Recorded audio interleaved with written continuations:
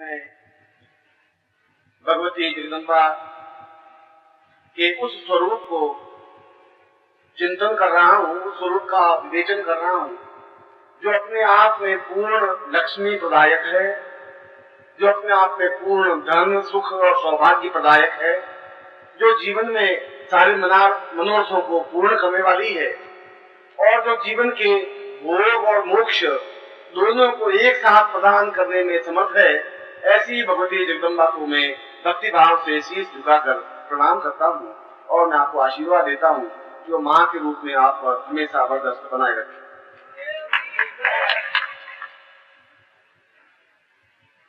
आज दोपहर को आपने विशिष्ट दीक्षा प्राप्त की और क्रिया योग के बारे में आपने इस बात को समझने की कोशिश की कि क्रिया योग जीवन का एक ऐसा सत्य है जिसके माध्यम से हम स्वयं एक्टिविटी करते हुए, स्वयं क्रिया करते हुए और अपने इस शरीर को पूर्णता के साथ मिलाने का योग क्रिया के माध्यम से यह योग संपन्न कर सकते हैं और उस काल को जो भूत और भविष्य का एक सेतु है उसको देख सकते हैं। जीवन में और हृदय में एक विशेष आनंद का स्रोत उजागर कर सकते हैं, अमृत कुंड स्थापित कर सकते हैं और जिसके माध्यम से हम वायवीय शरीर में पूरे ब्रह्मांड में विचरण करने में समर्थ हो सकते हैं। ऐसी ही दीक्षा प्राप्त करके साधक निरंतर क्रिया करता हुआ अपने जीवन में उन्नति की ओर अग्रसर हो सकता है। मगर इसके साथ ही साथ मैंने कुंडलिनी जागरण के बारे में भी आपसे विवेचन किया। कुंडलिनी जागरण जब क्रिया योग को समझ लेते हैं तब कुंडलिनी का अपने आप में कोई महत्व नहीं रहता। क्रिया योग यदि एमए के स्टैंडर्ड की चीज है तो कुंडलिनी केवल मैट्रिक के स्टैंडर्ड की चीज है। कुंडली अपने आप में कोई, कुंडलिनी तब तो बहुत जरूरी है जब हम क्रिया योग की तरफ बढ़ते नहीं हो, जब हमने क्रिया योग देखा नहीं हो, समझा नहीं हो, सीखा नहीं हो, उसका अनुभव नहीं किया हो। मगर जब हम एक बार क्रिया योग की तरफ बढ़े तो कुंडलिनी अपने आप में एक सामान्य स्थिति बन करके रह जाती है। कुंडलिनी का तात्पर्य मैं केवल 5 मिनट में इस कुंडलिनी के तात्पर्य को आपको समझा देता हूँ। कुंडलिनी का तात्पर्य हमारे जीवन में ऐसे कई चक्र हैं जिनको नाड़ियों का गुच्छा कहते हैं और वे चक्र यदि स्पंदन युक्त हो जाएं, जैसा कि मैंने प्रारंभ में सहस्रार चक्र के बारे में कहा था कि अगर सहस्रार चक्र या जो नाड़ियों का गुच्छा है जिसको हमने सहस्रार कहा है, यदि वह जागृत हो जाता है तो उससे या उसके माध्यम से जो एक्टिविटी होनी होती है वह हो जाती है और वह एक्टिविटी है भूतकाल और भविष्यकाल को देखने की शक्ति और सामर्थ्य पैदा करना। भूतकाल चाहे कितने ही 100 वर्षों पुराना हो, भविष्य काल चाहे आगे के 100 वर्ष हो, उन सबको जो एक साथ देखने की क्रिया है वह केवल एक ही ग्रंथि में निहित है, उसको सहस्रार ग्रंथि कहते हैं। जिस प्रकार से सहस्रार ग्रंथि शरीर की अंतिम अवस्था है, उसी प्रकार मूलाधार ग्रंथि जीवन की प्रारंभिक अवस्था है। मूलाधार से लगाकर के सहस्रार तक पहुंचने की क्रिया को कुंडलिनी कहते हैं। यह कुंडलिनी शब्द क्यों पड़ा और कुंडलिनी से क्या लाभ है? कुंडलिनी का तात्पर्य जड़ शरीर को चेतना युक्त बनाने के लिए कुंडलिनी को जागृत किया जाता है। और मैंने जैसा कि बताया कि आप इससे पहले ही क्रिया योग में ये समझ चुके हैं कि इस जड़ शरीर को चेतना युक्त कैसे बनाया जा सकता है। यदि वह नहीं समझते तब आप इसके मूल में जाते कि हमारे शरीर में 72,000 नाड़ियां हैं और उन 72,000 नाड़ियों में 3 नाड़ियां मुख्य हैं जिसको इड़ा, पिंगला और सुषुम्ना कहते हैं। तीनों ही नाड़ियों का प्रारंभ या उद्गम रीढ़ की हड्डी जहां समाप्त होती है, उस रीढ़ की हड्डी के समाप्त होने के स्थान से इसका प्रारंभ है और पूरे शरीर में ये नाड़ियां प्रवहित हैं। आज्ञा चक्र में केवल सुषुम्ना नाड़ी है और वे दोनों नाड़ियां जो इड़ा और पिंगला है वे मस्तिष्क तक पहुंचती हैं। इन तीनों का अलग अलग स्थान है। हृदय पक्ष तक पहुंच करके समाप्त हो जाने की क्रिया जो नाड़ी है वह पिंगला है। जो मस्तिष्क दिमाग तक पहुंचती है, मस्तिष्क तक पहुंचती है, वह इड़ा है। और जो आज्ञा चक्र तक पहुंच करके रुक जाती है वह सुषुम्ना है। जो केवल बुद्धि से ही कार्य करते हैं उनकी इड़ा अपने आप में ज्यादा जागृत होती है। जो हृदय पक्ष को लेकर के चलते हैं उनकी सुषुम्ना और पिंगला नाड़ी ज्यादा प्रभावित है। और जो केवल भौतिक और आध्यात्मिकता का संगम करके आगे की ओर बढ़ते हैं वे सुषुम्ना नाड़ी को लेकर के बढ़ते हैं। मूल रूप से यदि हम किसी व्यक्ति के पास जाते हैं तो सारे शरीर में कहीं पर भी रोग होता है तो केवल इन शरीर के इस नाड़ी पर, 3 नाड़ियों पर हाथ रख करके और उंगलियों के माध्यम से उसके स्पंदन से एहसास कर सकता है कि पूरे शरीर में कहां पर रोग है, किस प्रकार का रोग है। इसका मतलब ये हुआ कि इन हथेली और कलाई पर जो नाड़ियां हैं इन नाड़ियों का पूरे शरीर से संबंध है। और कई व्यक्ति आत्महत्या करने के लिए हार्ट पर पिस्तौल नहीं डालते, वे केवल ब्लेड से, पत्ती से अगर इन तीनों नाड़ियों को काट ले तो व्यक्ति की तुरंत मृत्यु हो जाती है। क्योंकि यह दिमाग को, हृदय को और पूरे शरीर की चेतना को एक साथ संगोपित करने के लिए, एक साथ प्रभावयुक्त बनाने के लिए इन तीनों नाड़ियों का सहयोग है, जिसको और इन तीनों नाड़ियों के संयोग को कुंडलिनी कहते हैं। मैंने इसका उद्गम बता दिया कि ये कहां से प्रारंभ होती हैं, मैंने ये बता दिया कि कहां जाकर समाप्त होती हैं, मगर उस समाप्त होने की क्रिया से पहले वे पूरे शरीर में विचरण कर लेती है। जैसा कि मैंने बताया कि पिंगला नाड़ी यदि रीढ़ की हड्डी के नीचे से प्रारंभ होती है और हृदय पक्ष में जाकर समाप्त हो जाती है, तो इसका मतलब ये नहीं हृदय पक्ष के ऊपर इसका अस्तित्व नहीं है। यह उस रीढ़ की हड्डी में से निकल करके पूरे मस्तिष्क में घूमती हुई फिर हृदय पक्ष में जाकर के समाप्त होती है। हमारी रीढ़ की हड्डी में यदि आपने रीढ़ की हड्डी देखी हो तो वह बिल्कुल खोखला बेलन की तरह है, जिसके 32 छल्ले हैं, बिल्कुल गोल। और इन गोल छल्लों में से होती हुई ये तीनों नाड़ियां आगे की ओर अग्रसर होती हैं, मगर ये तीनों नाड़ियां सुप्तावस्था में है, जागृत अवस्था में नहीं है। यह तो मैंने आपको पहले बताया कि हमारा 90% शरीर सुप्तावस्था में है, जड़ है, चेतना युक्त नहीं है।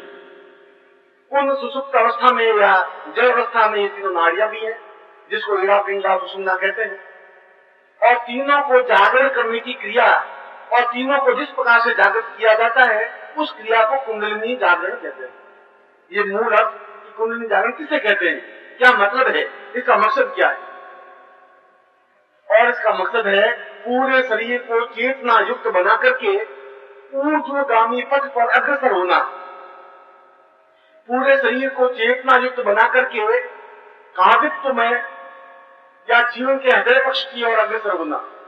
जैसा कि कल शाम को आप नृत्य कर रहे थे, मेरी राय में ये नृत्य नहीं था आपका, यह किसी प्रकार का भौंडा प्रदर्शन नहीं था, यह जीवन का एक उद्वेग था जो आपने अपने आप में प्रस्फुटित किया। और यदि ये नहीं होता, यदि जीवन में नृत्य नहीं होता तो कुंठाएं व्याप्त हो जाती है। और ऐसे व्यक्ति जो नृत्य नहीं कर सकते, अपनी भावनाओं को व्यक्त नहीं कर सकते, वे चिड़चिड़े हो जाते हैं, वे अपने आप में खींचने वाले हो जाते हैं, वे अपने आप में किसी गुम सुम रह करके अपने जीवन को भार स्वरूप बन करके ढोने वाले हो जाते हैं। हमारे पूर्वजों ने होली का एक त्योहार रखा था, और आपको शायद ये ज्ञान नहीं है, आज से 40 साल पहले, अब तो होली का त्योहार जैसा रहा ही नहीं, मैंने 40-45 साल पहले की होली भी देखी है, आज भी होली देख रहे हैं। और 40 साल 45 साल पहले वे जवान लड़के, 20-22 साल, 18 साल, 15 साल के लड़के जिस प्रकार से गालियां बोलते थे, आज उन गालियों का तो अस्तित्व ही नहीं रहा। और उन गालियों में दादा भी शामिल होता था, बाप भी शामिल होता था, पोता भी शामिल होता था। ये मेरे आंखों देखी घटना है और उच्च वर्ग की घटना है, कोई मजदूर कृषक की बात नहीं कर रहा। ऐसा क्यों रखा है पूर्वजों ने, ऐसी गालियों को देने की। या यदि आपने फाग गीत सुने हो राजस्थान के, जो चंग पे बोलते हैं, यदि आपने कभी उनको सुना हो तो आपको एहसास होगा कि उन फाग गीतों में व्यक्ति अपनी विचारधारा को कई प्रकार से व्यक्त करता है। वे दमित वासनाएं, व्यक्ति की जो दमित इच्छाएं होती हैं, और वो साल भर जो दबी रहती हैं, उन साल भर से दबी हुई वासनाओं को, इच्छाओं को और भावनाओं को पूर्ण रूप से प्रदर्शित करने के लिए जगह बना दी। अगर वो जगह नहीं बनेगी तो व्यक्ति अंदर का अंदर दमन युक्त और कुंठाग्रस्त हो जाएगा, दबा हुआ रहेगा, वो वासना उसकी दबी हुई रहेंगी, वो व्यक्त नहीं कर पाएगा। यदि कोई आग है और उसको बिल्कुल चारों तरफ से ढक दिया जाए तो दीवारों को तोड़ देगा, नुकसान कर देगा या गुमसुम हो जाएगा। इसीलिए उसके लिए स्रोत बना दिया कि वो अपनी बात को खुला करके कह दे, 2 दिन के लिए, 3 दिन के लिए, जो कुछ बोलना है बोल दे। यह नृत्य भी उसी भावनाओं को प्रस्फुटित करने की क्रिया है। यह कोई भोंडा प्रदर्शन नहीं है, यह कोई रजनीश आश्रम का नाच युक्त घर नहीं है, वहां पर किसी प्रकार का भोग युक्त नृत्य नहीं है। यह तो जीवन की एक भावनाओं का उद्रेक है, और जीवन की भावनाओं का उद्रेक कौन कर सकता है?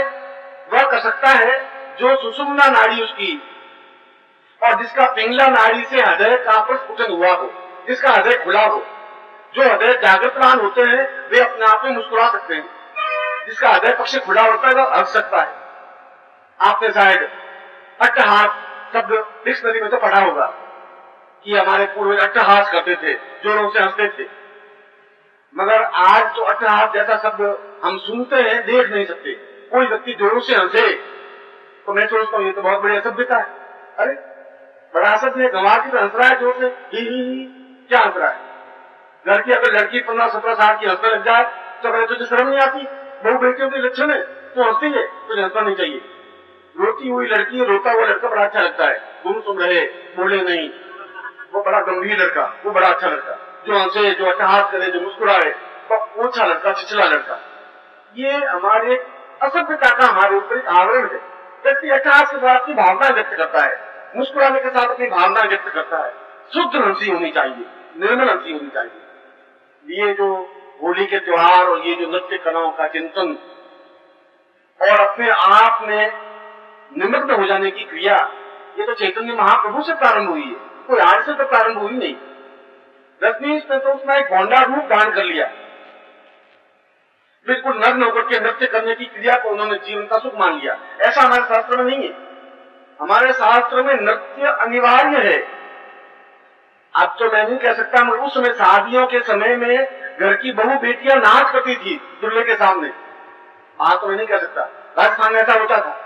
घर की माँ नृत्य करती थी, बेटी नृत्य करती थी, बहू नृत्य करती थी, और जिस बहू को नृत्य नहीं करना आता था वो गंवार मानी जाती थी कि तुम माँ बाप तुमने सिखाया नहीं, नृत्य करना भी नहीं सिखाया। नृत्य जीवन का एक अनिवार्य अंग था। अब तो अनिवार्य अंग बदल गए हैं। क्लब में जाना, 3 पत्ती खेलना, शराब पीना, सिगरेट के चले, वह भी जीवन का एक प्रस्फुटितकरण है। आपकी जो दमित वासना है और निकलने की कहीं क्रिया नहीं, तो बाहर वो तो रखनी ही पड़ेगी आपको। अगर आप उसको यहाँ बांध कर देंगे तो वो सिगरेट पीने लगेगा। अगर आप यहाँ उसको ढक देंगे तो बाथरूम में जाकर के वो शराब की घूंट पिएगा। उनकी जो दबी हुई भावना निकलेंगी, उससे ये ज्यादा अनुकूल तरीका है। वो चाहे 50 साल का व्यक्ति हो, वो चाहे 80 साल का व्यक्ति हो, वो चाहे 8 साल का व्यक्ति हो, भावनाएं तो जीवन की हो ही सकती है। इस कुंडलिनी जागरण के माध्यम से भी उस सारे जीवन का आनंद अपने आप में प्रस्फुटित होता है, और प्रस्फुटित होकर के अपने आप में नर्तन युक्त व्यक्ति बन जाता है। नृत्य करता है आंखों के माध्यम से, नृत्य करता है शरीर के माध्यम से, नृत्य करता है चेतना के माध्यम से, नृत्य करता है बात के माध्यम से। बात ऐसी कहता है सटीक कि सामने वाला एहसास करने लग जाता है कुछ उत्तर हुआ। तुरंत उत्तर दिया जाए और सटीक उत्तर दिया जाए, अपने आप में बहुत बड़ी कला होती है। ये सब ज्ञान, और जैसा मैंने सुबह आपको सुख और आनंद में डिफरेंस बताया था कि सुख तो हम पैसों से प्राप्त कर सकते हैं क्योंकि हम उसको सुख मानते हैं, आनंद प्राप्त नहीं कर सकते। आनंद प्राप्त करने के लिए तो अंदर की सारी वृत्तियां जागृत करनी पड़ती हैं, और वे सारी वृत्तियां जिस प्रकार से जागृत होती हैं, उन सारी जागरण क्रिया, जागरण वृत्ति को कुंडलिनी जागरण कहा जाता है। यह उसका मूल बेस है, यह उसका मूल आधार है। कुंडली जागरण के तरीका क्या है, किस प्रकार से कुंडली जागरण करें? क्योंकि कुंडली का मूल बेस, मूलाधार है, उसके बाद स्वाधिष्ठान चक्र है, उसके बाद हृदय पक्ष में चक्र है, उसके बाद मेहम चक्र है, आज्ञा चक्र है और सहस्रार चक्र है। उन एक एक करके चक्रों के जागरण करने की क्रिया का बेस क्या है, आधार क्या है? शास्त्रों में इस बात को स्पष्ट रूप से बताया है कि व्यक्ति सही अर्थों में सांस लेना भूल गया है। सांस लेने की क्रिया का ज्ञान नहीं है। आप सांस ले रहे हैं मगर आपको सांस लेना आता ही नहीं, क्योंकि सांस का संबंध सीधा नाभि से है। सांस का संबंध नाक से नहीं है। जब आप सांस लेते हैं तो सीधा नाभि का प्रदेश या नाभि स्थल अपने आप में स्पंदन युक्त होना चाहिए।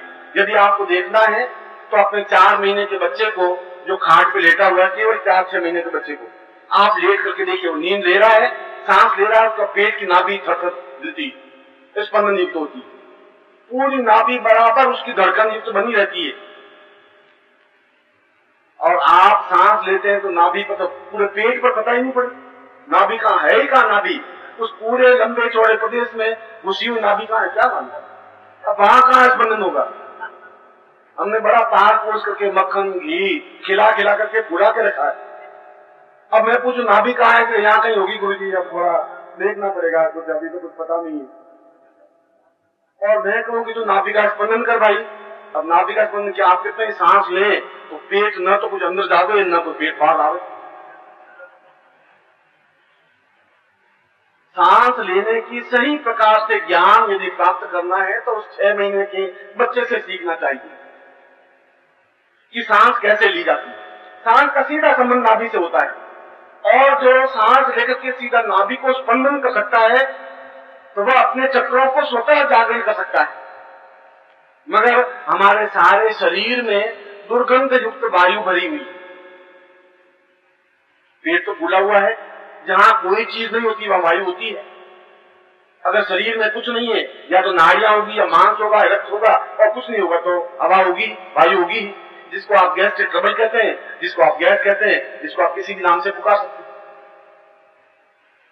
वह वायु जब आप सांस लेते हैं तो कंठ तक यह वायु जाती है, बस कंठ के बाद में वायु नीचे उतरती ही नहीं जो आप सांस ले रहे हैं।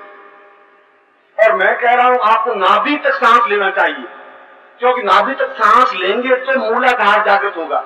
मूलाधार जागृत करने के लिए कुछ फोर्स लगाना पड़ेगा। ये एक जगह है, इसको आप लगाएंगे तक, ये बिल्कुल सुप्तावस्था में 15, 20, 25, 50, 100, 200 धक्के लगाएंगे तो अपने आप जागृत होगा। यदि सांप कुंडलिनी मार करके बैठ जाए तो आपने संपेड़ को देखा होगा कि कुंडली बजाता है, फिर भी वो उठता नहीं है तो हाथ से छेड़ता है, उसको 2-3 बार छेड़ता है, गोचा लगाता है, फिर वो फन फैला करके खड़ा होता है, क्योंकि सुप्तावस्था में वो कुंडलिनी है, उसको जागृत करने के लिए कुछ छेड़ने की जरूरत है, धक्का देने की जरूरत है। और अंदर जो नाभि में कुंडलिनी है उसको धक्का कहां से देंगे आप? उसको धक्का देंगे ऊपर से सांस लेकर के, फोर्स से सांस छोड़ने की क्रिया से, और कोई तरीका ही नहीं। कोई लकड़ी के तिनके से या लकड़ी से तो उसको धक्का दे नहीं सकते, उसको जोरों से सांस लेंगे, और सांस इतनी गहराई से लेंगे कि वह सीधा नाभि में जो स्थित चक्र है उस पर धक्का लगाए। 1 बार, 2 बार, 4 बार, 6 बार, 25 बार, 50 बार, और धक्का लगेंगे तो अपने आप जागृत होगी। जागृत होगी कुंडलिनी जागृत होकर आगे की ओर अग्रसर होगी।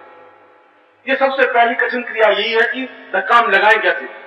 धक्का लगाएंगे जोरों से सांस लेना और जोरों से सांस लेने की क्रिया से, इसको भस्त्रिका कहते हैं।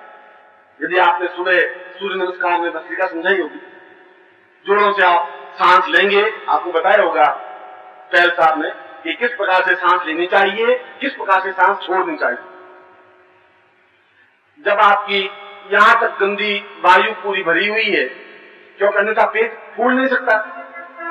पेट आपका फूला हुआ है तो उसमें और कुछ नहीं है, अन्न नहीं है, उसमें वह गैस भरी हुई है, जैसे गुब्बारे में गैस भरी हुई है। उस गैस को बाहर निकालने की क्रिया के लिए भस्त्रिका अत्यावश्यक है।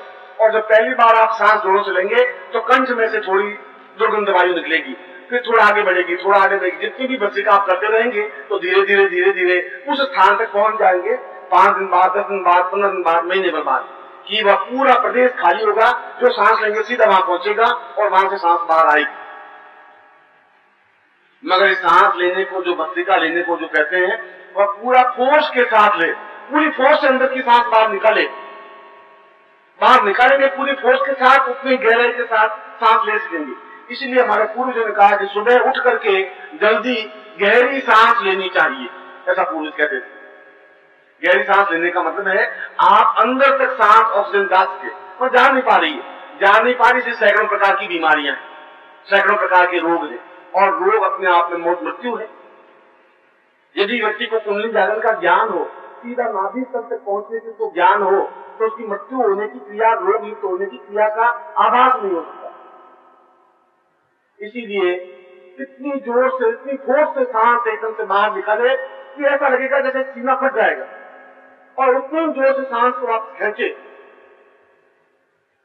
इन दोनों क्रियाओं को निरंतर करते रहने से एक स्टेज ऐसी आती है, वो कब आएगी? एक स्टेज ऐसी आती है, वो कब आएगी? ऐसी आप जितनी तेजी से भस्त्रिका करेंगे उतनी जल्दी आएगी। एक भस्त्रिका अगर कोई व्यक्ति करता है, एक तो ऐसा करता है, ये करता है,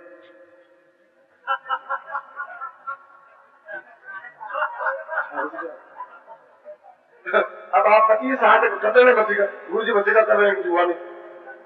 अब शरीर का तकलीफ नहीं होनी चाहिए, बड़ी मेहनत से बनाया है। आप भले कुछ भी करते रहे, हम ये गड़बड़ नहीं होने देंगे।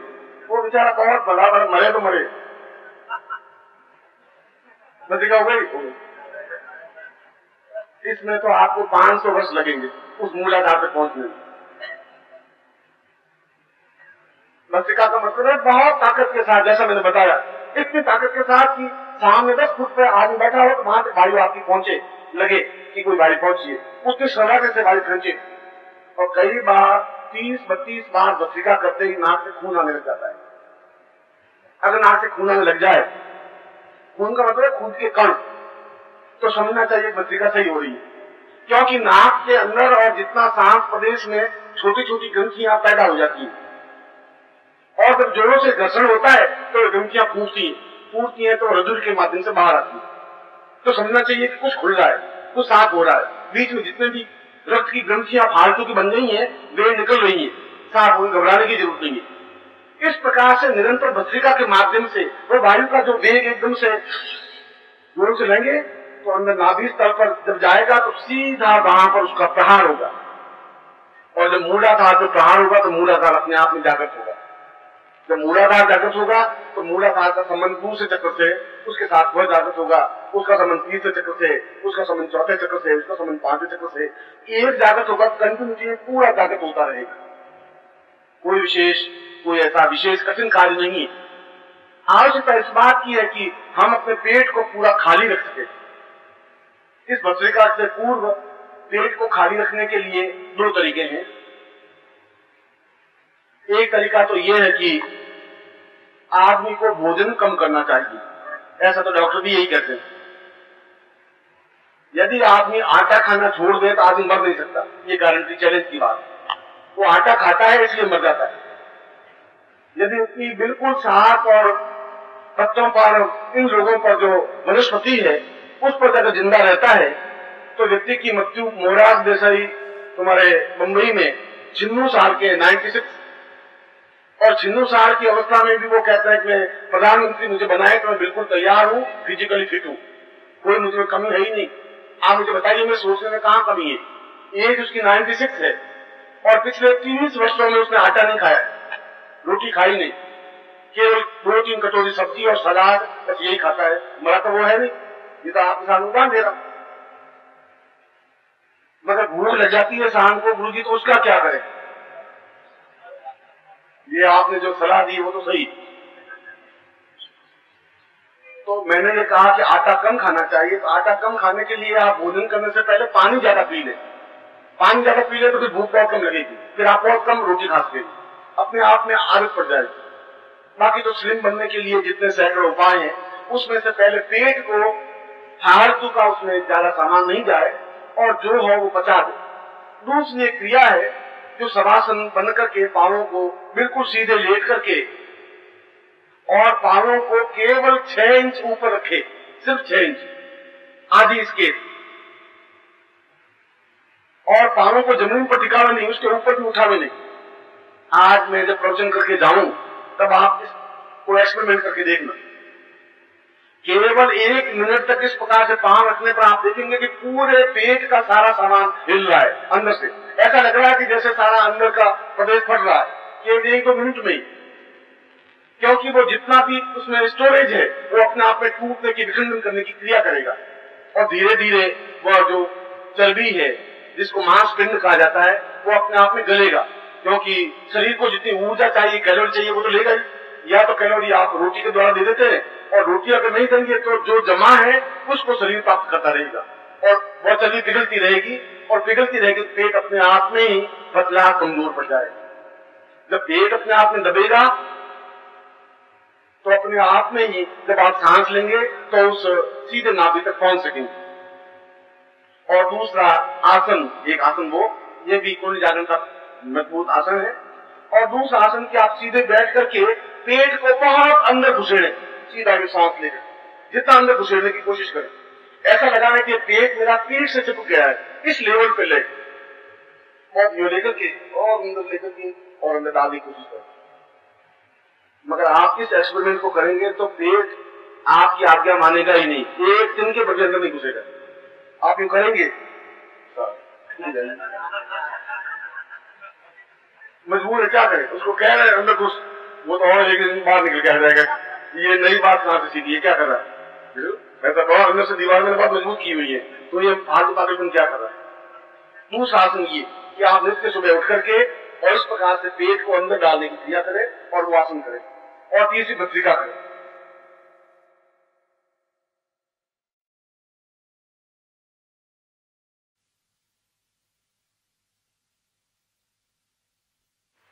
इन तीनों क्रियाओं के माध्यम से मूलाधार जागरण करने की क्रिया प्रारंभ होती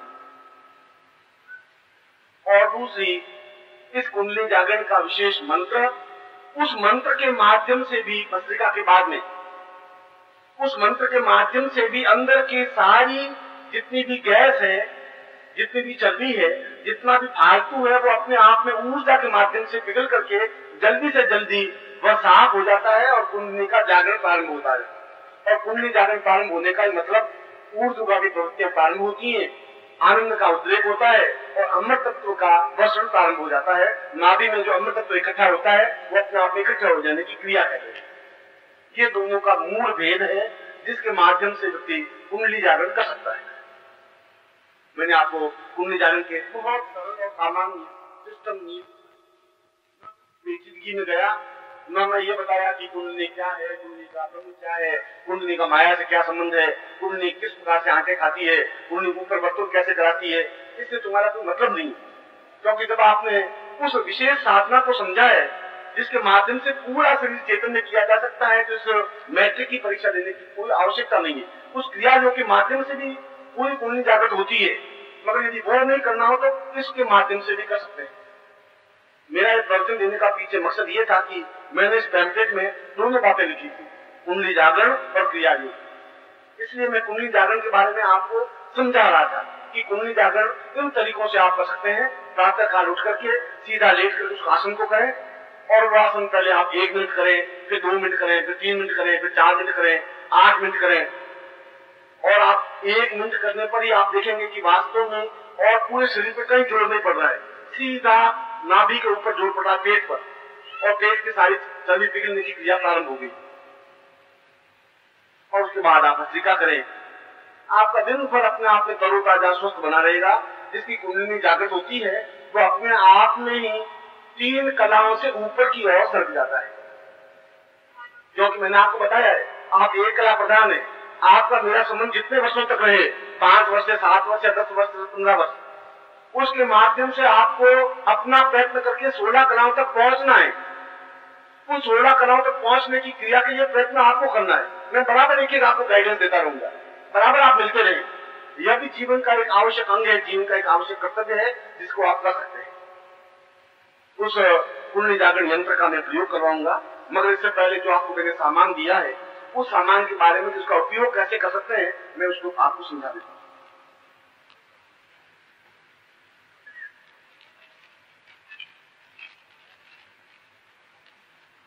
पेज नंबर 5 निकालें और पेज नंबर 5 में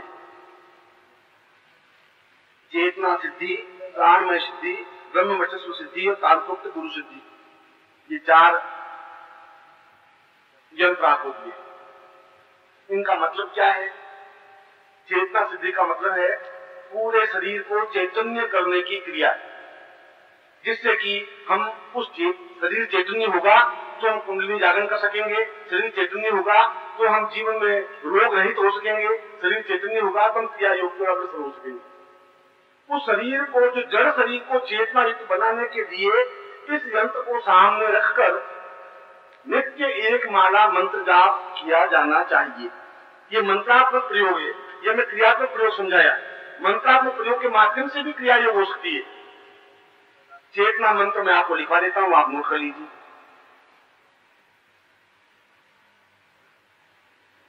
मंत्र है, मैं मंत्र एक बार ही बोलूंगा, यदि आप पूरा नहीं लिख सके तो बाद में निर्मोल जी से मिलकर पूरा करवा देना, पर एक बार ध्यान देंगे तो पूरा सुनाई देगा। मंत्र है ओम ह्रीम मम प्राण देह रोम प्रतिरोम रोम प्रतिरोम चैतन्य जागृय ह्रीम ओम नमः। इसका निरंतर यदि आप रोज एक माला मंत्र जाप करते हैं तो पूरा शरीर आपका चैतन्य होता ही है। इसकी पहचान कैसे होगी? यदि आप 5-7 दिन प्रयोग करेंगे तो अगर आपकी स्मरण शक्ति कमजोर है, यदि आपको याद नहीं रहती, तो आपकी स्मरण शक्ति अपने आप में तीव्रता की ओर अग्रसर होगी। एकदम से आपको नई चेतना, नए विचार, नई भावनाएं, नई कल्पनाएं, जीवन का एक फोर्स, जीवन का एक उमंग आपको प्राप्त हो सकेगी। इसको चेतना प्रयोग कहा जाता है। दूसरा, प्राणमय शुद्धि। जब शरीर चैतन्य हो जाए तो उसमें प्राण संस्कारित करने पड़ते हैं। यद्यपि हमारे शरीर में जीव संस्कारित है, ये जीवात्मा है, हम प्राणात्मा होना चाहते हैं। प्राणों का संचार करना अलग चीज है, जीव का संचार तो भगवान ने किया ही है। ये शरीर में जो कुछ है, आत्मा है, वो जीवमय है। हम प्राणमय होना चाहते हैं क्योंकि हम चेतना युक्त बनना चाहते हैं। और प्राणमय चेतना को, इस यंत्र को सामने रख करके केवल 21 बार उच्चारण करना चाहिए प्राणस चेतना मंत्र को। और प्राणस चेतना मंत्र है सोहम।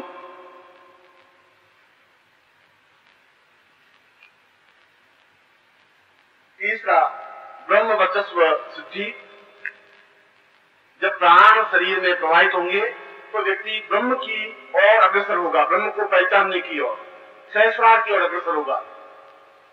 उस सहस्रार की ओर निरंतर अग्रसर होने के लिए जिस मंत्र की जरूरत है और जिस मंत्र के माध्यम से व्यक्ति सीधा उस सहस्रार की ओर अग्रसर हो सकता है, वह मंत्र, या जिसको ब्रह्म वर्चस्व मंत्र कहते हैं, वह मंत्र है ओम ब्रह्म वही, व के ऊपर 2 मात्राएं, ब्रह्म वही रसो हम, रसो हम, रसो हम। और चौथा है तांत्रोक्त गुरु सिद्धि।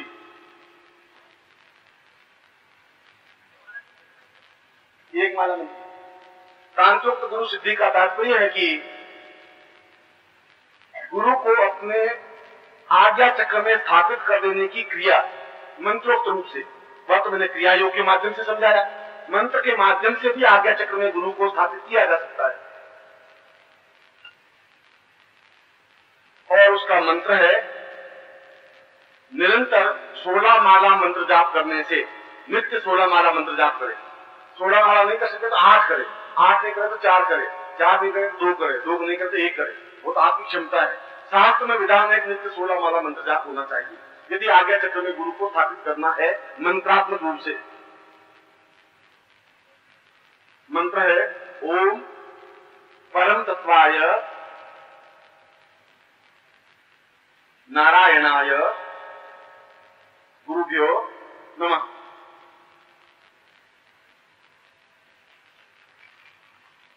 फिर आप पन्ना पलटिए, 22 तारीख में लिखिए सहस्रार सिद्धि प्रयोग।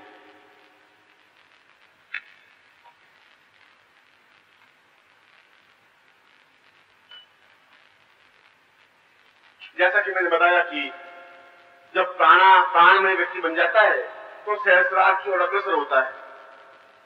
सहस्रार के अग्रसर होता है तो सहस्रार सिद्धि प्राप्त हो, हम सहस्रार जागृत कर सके। जब सहस्रार जागृत कर सकेंगे तो पूरा अमृत पूरे शरीर में प्रवाहित हो सकेगा, जिसको अमृत तत्व शरीर कहा जाता है, अमृतमय शरीर कहा जाता है। कुंडलिनी का अंतिम परिच्छेद, कुंडलिनी का प्रारंभ मूलाधार से है तो कुंडलिनी का अंतिम सहस्रार है। तो सहस्रार को जागृत करने के जो मंत्र है वो मंत्र में लिखा देता हूं। मंत्र है ओम प्राणः सोहम प्राणः। इस मंत्र का निरंतर जप करने से सहस्रार जागृत होता है। निरंतर का मतलब है माला फेर करके नहीं, 5 मिनट या 15 मिनट या 25 मिनट या 1 घंटा, जितना आपको टाइम हो, नित्य रेगुलर उतने समय तक इस मंत्र का जाप करने से सहस्रार जागृत होता है। यदि पहली बार आप 15 मिनट करें तो नित्य फिर 15 मिनट करें। इसलिए उसके बाद में है क्रिया योग सिद्धि। क्रिया योग की मैंने बात आपको समझाया है, वो अपने आप में पूर्ण प्रैक्टिकल है, मगर मंत्र के माध्यम से भी क्रिया योग सिद्धि होती है। क्योंकि जब आप जीवन काल में जाएंगे तो हजारों सन्यासी मिल सकते हैं, आपको कोई भी मिल सकता है। अगर वो कहेंगे कि आप क्रिया योग सीखने गए थे, सीखा, आप बता देंगे सीखा, तो पूछे क्रिया योग का मंत्र कौन सा है? गुरु जी ने सब समझा दिया, क्रिया योग मंत्र समझाएंगे। अरे बच्चे वो नहीं समझा सकते, हम समझाते। इसीलिए मैं आपको कहीं कमी नहीं रखना चाहता, मैं आपको पूर्ण परफेक्ट, किसी के सामने आपकी आंख झुके नहीं, इसीलिए समझा देना चाहता। क्रिया योग मंत्र है जिस मंत्र के माध्यम से पूर्ण क्रिया योग होता है। मंत्र है ओम क्लीम, आधा क और ली, क्लीम 2 बार लिखे, ओम क्लीम क्लीम जीव प्राण आत्मा क्लीम क्लीम फट।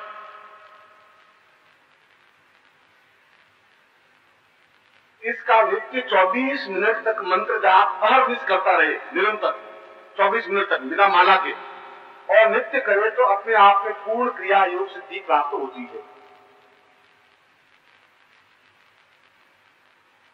उसके बाद में ब्रह्म शिवत्व सिद्धि, जो हम प्राप्त कर सके वह कल्याणकारी हो सके, शिवमय हो सके, हम दूसरों का कल्याण कर सके मंत्रों के माध्यम से, शरीर के माध्यम से, वह ब्रह्म शिवत्व सिद्धि है। और इसका मंत्र है ओम शिवः ब्रह्म वै, ब्रह्म वै शिवः।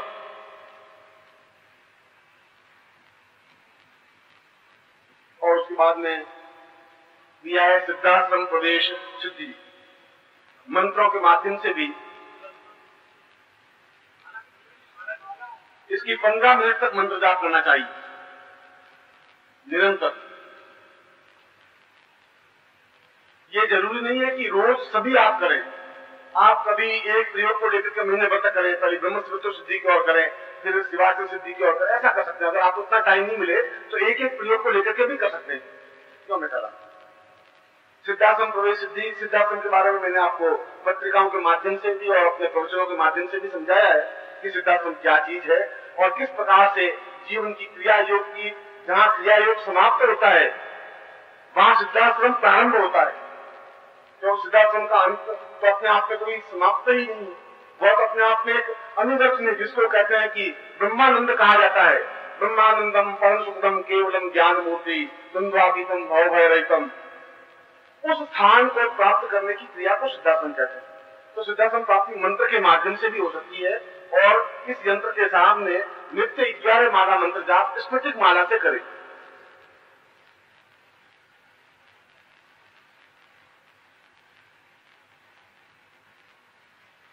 और सिद्धाश्रम मंत्र है ओम पारमेष्ठी, पारमेष्ठी परम सत्वाय गुरु बीजेन फट।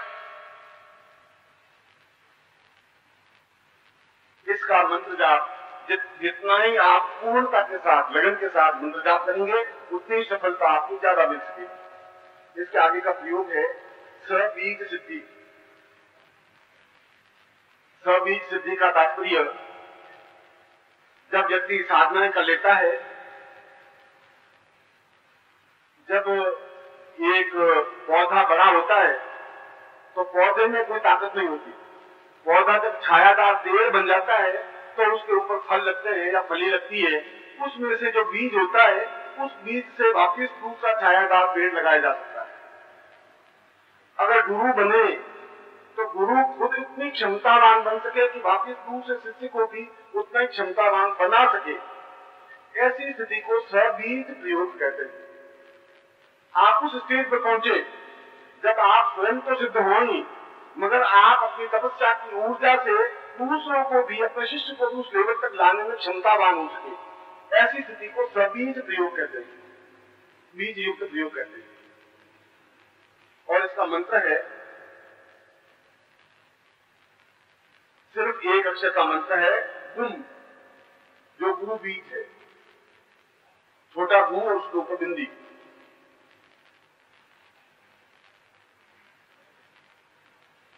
उसके बाद शक्तिपात सिद्धि। इसका तो निरंतर अहर्निश मंत्र जाप करना चाहिए। निरंतर जितना भी आपको समय मिल सके, 24 मिनट तो कम से कम ही, या एक माला तो कम से कम ही, जितना आपको समय मिल सके वैसा करें। उसके बाद में शक्तिपात। शक्तिपात का तात्पर्य, जब आप गुरु बन जाते हैं, देखो सबीज के बाद मैंने इसको सिस्टम लिया है, पूरे सिस्टमेटिक समझा रहा हूं कि आप शुरू में कहां से कर रहे थे, कहां पहुंच रहे हैं। अब आप गुरु स्तर पर पहुंच रहे हैं, और गुरु स्तर पर पहुंच के जब दूसरे शिष्य को आप तैयार कर रहे हैं बीज दीक्षा देते हुए, मगर उसके बाद भी यदि शिष्य सीख नहीं सके या उसको सफलता नहीं मिल सके किसी कारण से, पुराने पापों की वजह से, पुराने जन्मों की दोषों की वजह से, ध्यान की न्यूनता की वजह से, एकाग्रता की न्यूनता की वजह से, किसी वजह से अगर शिष्य सफलता नहीं प्राप्त कर सकता हो और यदि बराबर सेवा करता है, तो गुरु अपनी संचित तपस्या की शक्ति उसको देकर के भी सिद्धि प्रदान कर दे, उसको शक्तिपात कहते हैं। और शक्तिपात मंत्र है, ओम सम्मोहनाय ज्वल ज्वल प्रदाय हुम। सम्मोहनाय ज्वल ज्वल प्रदाय हुम। अगला प्रयोग है कायाकल्प सिद्धि। इसकी माला मैंने आपको बता दी कि आपको एक माला जपनी चाहिए, ज्यादा से ज्यादा 16 माला है। 1 मिनट जपना चाहिए और ज्यादा से ज्यादा 24 मिनट है। आप जो भी आपके लिए एडजस्ट होता उतना करिए, क्योंकि मैं इतना प्रयोग दूंगा तो रोज 4 घंटे आप दे नहीं पाएंगे। इसलिए रोज 2 प्रयोग करें, फिर 2 के बाद फिर 2 प्रयोग करें, ऐसा कर सकते हैं। टाइम लिमिटेशन 24 मिनट होती है, माला लिमिटेशन 16 माला होते हैं। कायाकल्प के बारे में मैंने आपको पहले ही समझाया था कि जिस प्रकार से सांप अपनी पुरानी कैंसर को, पुरानी त्वचा को, चमड़ी को छोड़ देता है और नवीन त्वचा धारण कर लेता है, कायाकल्प के माध्यम से तो संभव है, क्रिया योग के माध्यम से तो संभव है, मगर कायाकल्प मंत्र के माध्यम से भी जीवन की सारी बीमारियों को, रोग को, कमजोरी को दूर किया जा सकता है। इसको कायाकल्प कहते हैं। और नित्य 1 माला मंत्र जाप तो इसकी करनी ही चाहिए आप लोगों को। एक किसी पात्र में पानी भर दे, 2-4 तोला, और पानी के बीच में उस यंत्र को रख दे और फिर मंत्र जाप करें। मंत्र है,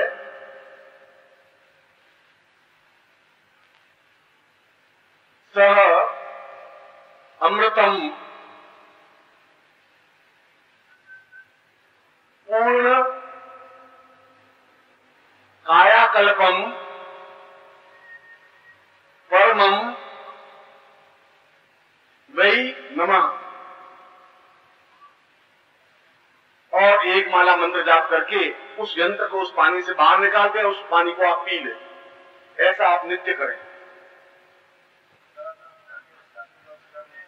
सर का मतलब सर का आगे 2 विषय, और उसके बाद है ब्रह्मत्व सिद्धि प्रयोग।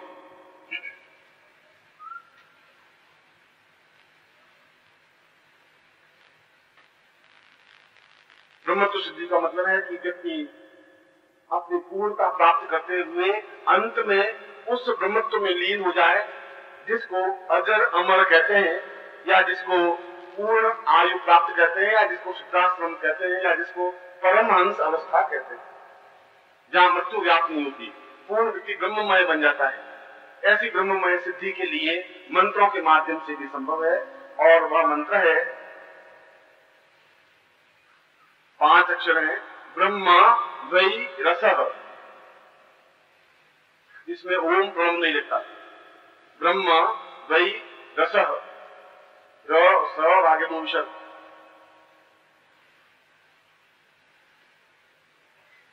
ये सारे यंत्र, कोई माला, एक माला,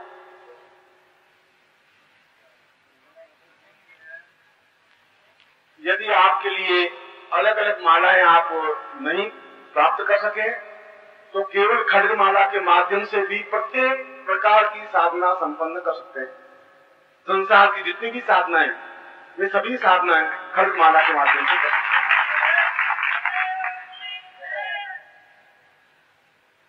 हैं। और पारद गुटिका अपने सामने रख करके साधना करने से बाहरी किसी प्रकार का प्रकोप व्याप्त नहीं होता, साधना में किसी प्रकार का व्याघात नहीं आता, किसी प्रकार का भूत प्रेत पिशाच यक्ष गंधर्व राक्षस किन्नर कोई आपकी साधना में विघ्न बाधा उपस्थित नहीं कर सकते। इसीलिए उस भगवान शिव के वीर्य प्रतीक को पार्द के रूप में सामने रखा जाता है, जिसको पार्द गुटिका कहा जाता है। और आपको पूर्ण सिद्धि मिल जाए, उस पूर्ण सिद्धि प्राप्ति के लिए जो साधना कर रहे हैं उसको सफलता मिले ही, उसको सच्चिदानंद स्मृति चिन्ह जो है उसको अपने सामने रख करके मंत्र जाप करना चाहिए, तो अवश्य ही सफलता प्राप्त होती है।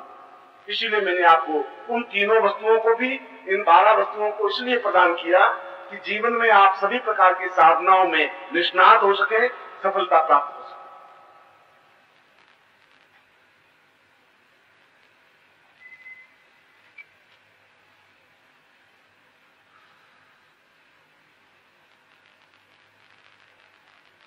मैं सोच रहा हूं कि जो कुछ भी आपके मन में उमड़न गुमड़न थी, या जो कुछ भी आपके प्रश्न थे, उन सारे प्रश्नों को मैंने इन 12 वस्तुओं को किस प्रकार से आप उसका उपयोग कर सकते हैं, और इसका उपयोग का तात्पर्य क्या है, और किस प्रकार से आप इसका लाभ उठा सकते हैं, वह मैंने आपको समझाने की कोशिश की।